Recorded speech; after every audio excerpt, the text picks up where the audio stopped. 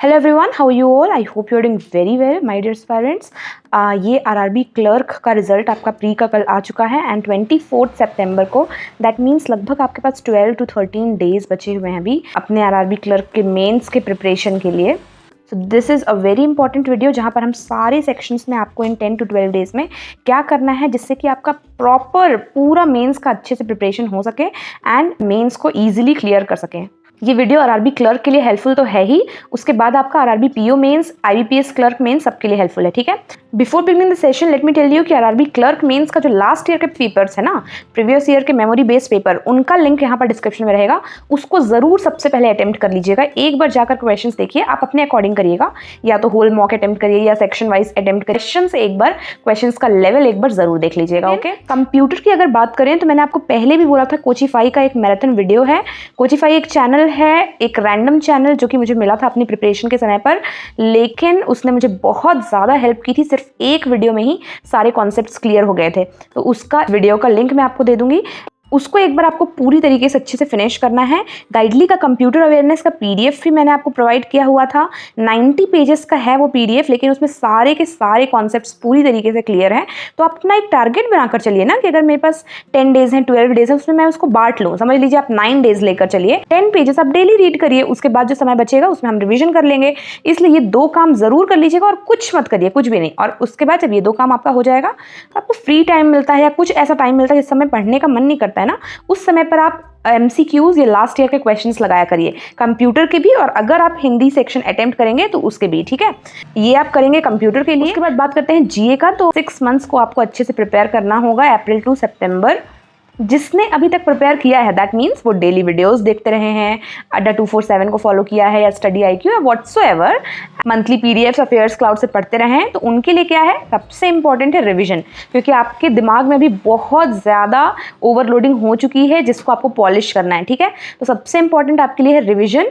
And जिसने prepare नहीं किया है अभी तक उस तरीके से, who is not satisfied with his और हर प्रिपरेशन, तो उसको क्या करना है कि अप्रैल मई जून को आपको थोड़ा सा लाइटली करना है। लाइटली में भी क्या, या तो वीकली वीडियोस या मंथली वीडियोस, किसी भी चैनल के जो जहां से भी आप पढ़ते हैं वहां से वीकली वीडियोस या मंथली वीडियो से कवर करिए। या तो मैंने आपको पहले भी बोला था, बोल्ट, ऑलिव बोर्ड का बोल्ट पे आप जा सकते हैं, वो भी फ्री ऑफ कॉस्ट रहता है, तो किसी भी तरीके से करिए। लेकिन जुलाई, अगस्त, सितंबर को आपको अफेयर्स क्लाउड, अब मैं ये तो नहीं बोल सकती कि आप अफेयर्स क्लाउड का मंथली PDF अभी पढ़ने बैठिए, क्योंकि आपके पास बहुत कम समय बचा हुआ है। तो आप क्या कर सकते हैं कि 4-4 वीक्स जो होते हैं, वीकली PDFs भी होती हैं, तो जुलाई, अगस्त, सितंबर के वीकली PDFs। और याद रखिएगा, revision is the key of success. इस चीज को बिल्कुल याद रखिए, भले आप 4 महीने पढ़िए, लेकिन 4 महीने का आपका रिवीजन बहुत अच्छे से होना चाहिए। 4 महीने के करंट अफेयर्स का चीजें आपको थोड़ी थोड़ी याद आती रहेंगी, पूरे 40 क्वेश्चंस की वो मैटर नहीं करेंगी, लेकिन अगर 30 क्वेश्चंस, 25 क्वेश्चंस भी 100% आप श्योर रहेंगे तो वो वहां पर मैटर करेगा, ठीक है।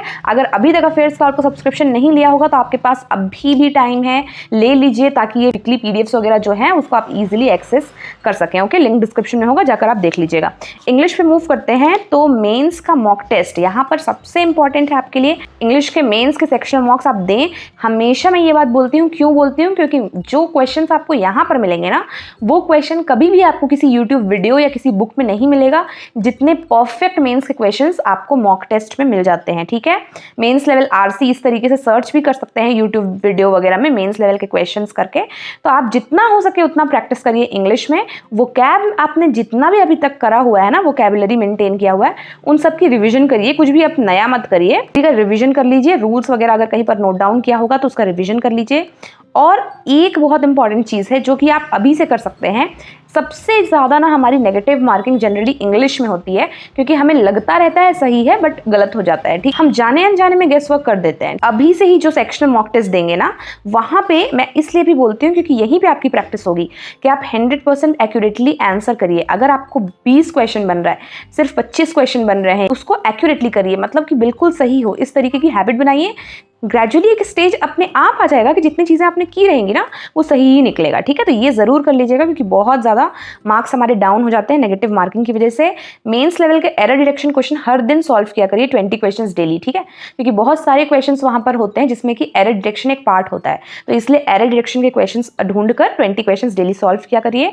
अगर आप बोलते हैं कि आरसी आपको कहाँ पर मिल जाएगा मेंस लेवल का, तो एरिस्टोटल आरसी 99 पीडीएफ मैंने आपको प्रोवाइड किया हुआ था, उसमें हाई लेवल के आरसीज आपको ईजिली मिल जाएंगे। मैंने अभी 3-4 दिन पहले भी उसको डाल दिया था टेलीग्राम में, जुड़ जाइएगा अगर नहीं जुड़े हैं तो, ठीक है।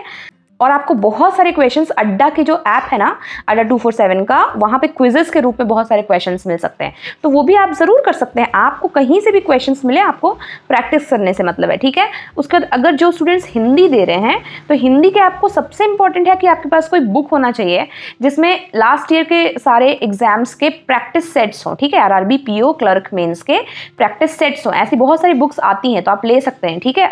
अभी भी नहीं लिया हुआ है तो ले सकते हैं ईजिली। और अरिहंत की हिंदी मैंने आपको फॉलो करने बोला था, अरिहंत का बुक अगर आपके पास होगा तो उसको आप फॉलो कर सकते हैं, रिवाइज कर लीजिए इस समय पर। अपनी हिंदी की प्रिपरेशन को बहुत अच्छी तरीके से पॉलिश कर सकते हैं। मैंने ये चीज़ खुद से ढूंढी है, ये देखिए यहाँ पर 10 फ्री मॉक्स आपके लिए हैं हिंदी में विथ डिटेल्ड सॉल्यूशंस।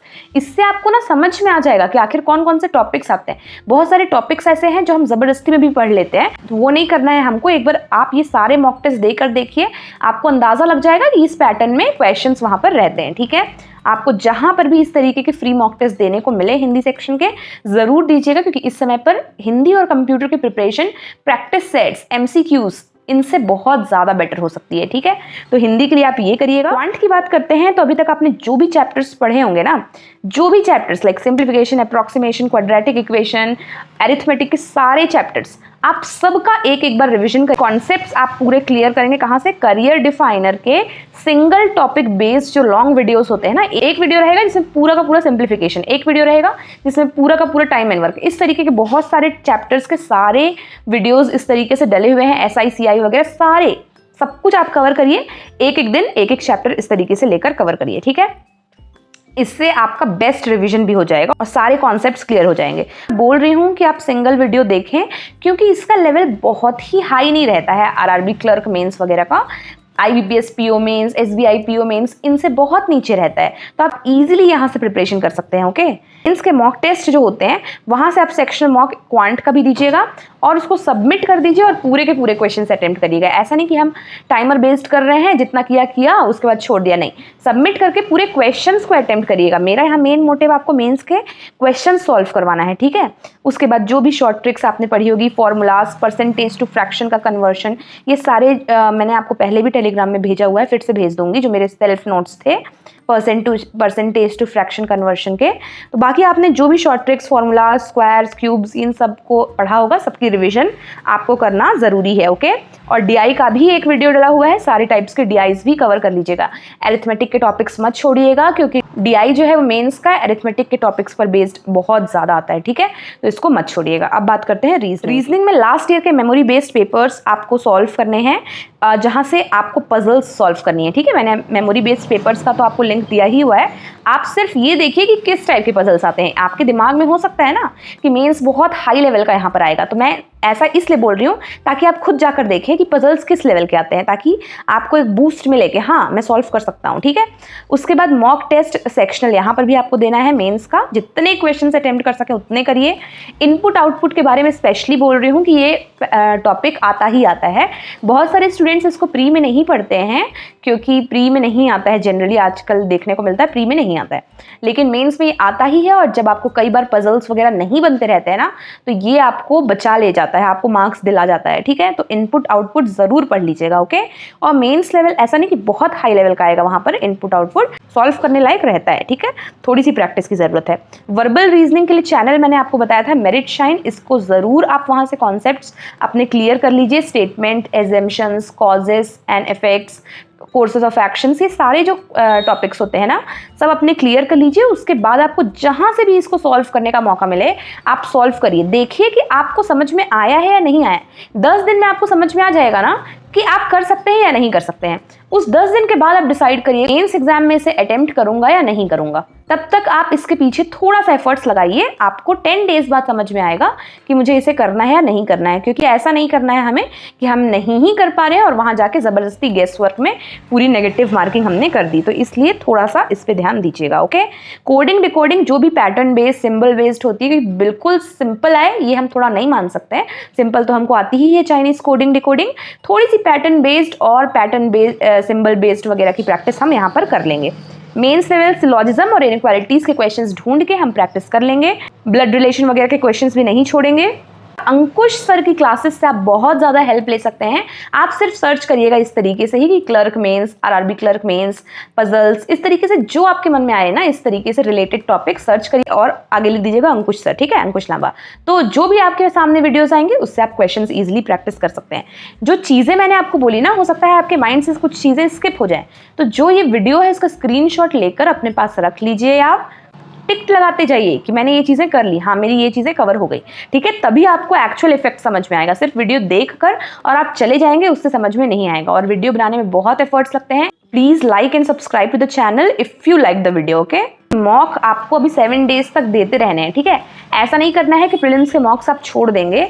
ऐसा मैं इसलिए बोल रही हूँ क्योंकि ये जो क्लर्क मेंस वगैरह होता है ना, प्रीलिम्स से थोड़ा ही हाई लेवल का होता है, ठीक है। इसलिए उसका हमको एक प्रैक्टिस छूटना नहीं चाहिए, ठीक, और उससे स्पीड भी बनी रहती है।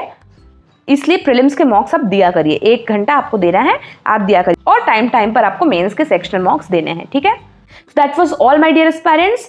आप इतनी चीजें कर लीजिए एंड आई गारंटी यू कि आपका मेंस क्लियर हो जाएगा। So that was all for today. This is Sabia signing off. See you in our next session. Till then, stay happy, stay blessed, keep learning and thank you so much for watching.